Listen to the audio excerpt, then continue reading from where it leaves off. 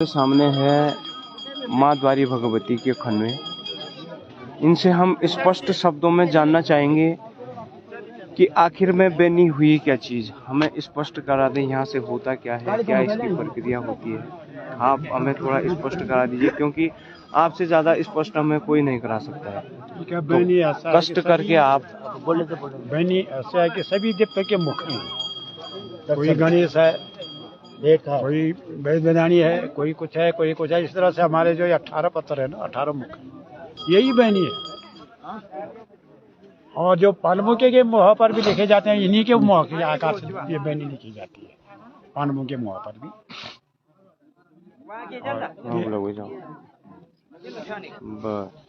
ये बनी लिखी जाती है। और ये बनी जो है कि 18 मोखरे हैं, 18 मोखरा द्वारिका है, 7 मोखरे ये अलग। तो यही बनी है, यही दिखाते हैं, यही मोखारे बनी में है।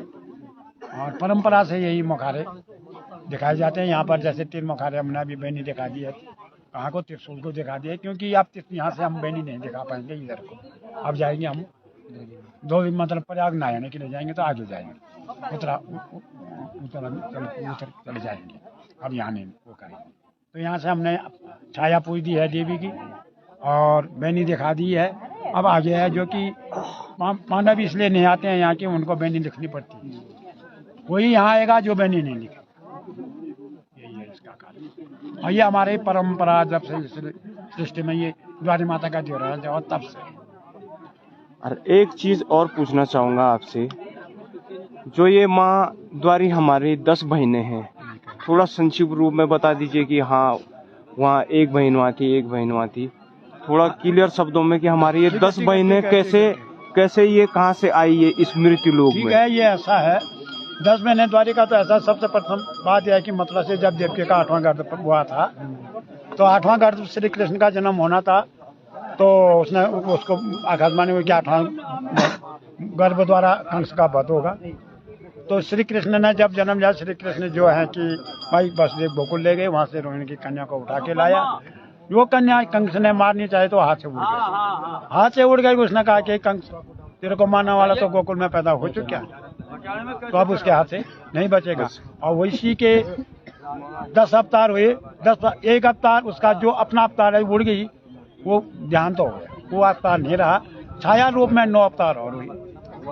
और जो 9 अवतार उत्तराखंड मृत्यु लोग 9 उत्तराखंड में दोष लगे, जो जहाँ है। जैसा सबसे पहले जिसको हमने बताया जो आकाश में उड़ के चली गई थी, वो तो खत्म हो गई, तो उसको नहीं बताते। वो ये 9 बहनें हैं। तो दूसरी बहन पिलाखवाड़ा है, तीसरी बहन नैंसी हाट है, चौथी बहन द्वारी बौन है, 5वां कमेड़ा है, 6वां कांडई है, 7वां रामणी है, 8वां द्वारी बंगाली है, 9वां बेटी है, 10वां लाखिया है। पर वो ये खत्म है, उसको नहीं गिनते। 9-10 को गिनते हम, तो ये खत्म हो गई।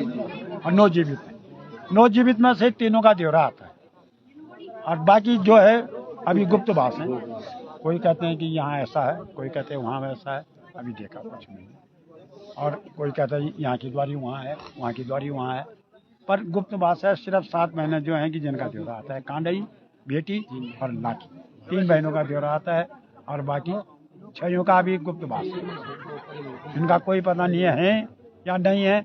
ये हमारे गंधर्व विद्या में जो है हमारे पर्व लगते हैं, उसमें कहा जाए। हमारे पुराणों ने भी यही कहा, और हम भी यही कहेंगे, आगे आने वाले समय भी यही कहेंगे। द्वारी और पांडवों का आपस में क्या संबंध है? मतलब कि द्वारी माता के उसमें पांडव क्या रोल है? क्या रोल है पांडवों का? ऐसा है और देवी देवताओं का भी तो ठीक है, ठीक है जी जी। जैसे कि पांडवों की एक बहन थी नागिनी जी। नागिनी जी भी गली नागी लोग नाग उठा के लेके गए थे, वहाँ विवाह रखे। तो जो ये द्वारी को मैंने भी बताया है कि जो हाथ से उड़ के गए, उसके भी नागी लोग से संबंध है। और नागी लोग रहते थे, द्वारी भी, ये 9 बहनें भी वहीं रहती थी, धारा उखली बोलते हैं। और नागी लोग में नाग रहते थे। और तो जो ये इनकी बहन थी नागिनी जी, उनकी पांडवों की बहन, तो ये नागी लोग में विवाह रखे। तो कृष्ण महाभारत के बड़े जो थे, कृष्ण से पांडवों का आपस में वो हुआ। तो ये अपने बहन को बुलाने के लिए कहाँ गए, नागी लोग। नागिनी जी उनको बुला के लाए। तो द्वारी भी बिना इसके न कोई माँ थी, ना कोई बहन थी, ना कोई भाई था। तो इन्होंने भी उसको भी क्या अपनी बहन माना, अपनी माँ माना, और उनको बुला करके मृत्यु लोक में दिया।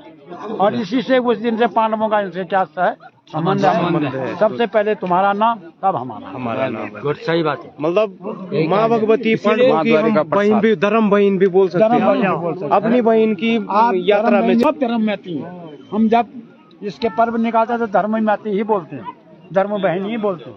तो ये मृत्यु लोग में जहाँ जहाँ ये आते हैं, ये मैती मुलुक, जैसे हम यहाँ है, यहाँ से हम इस गंगा पार नहीं जाते हैं, वो सुराशील लगता है।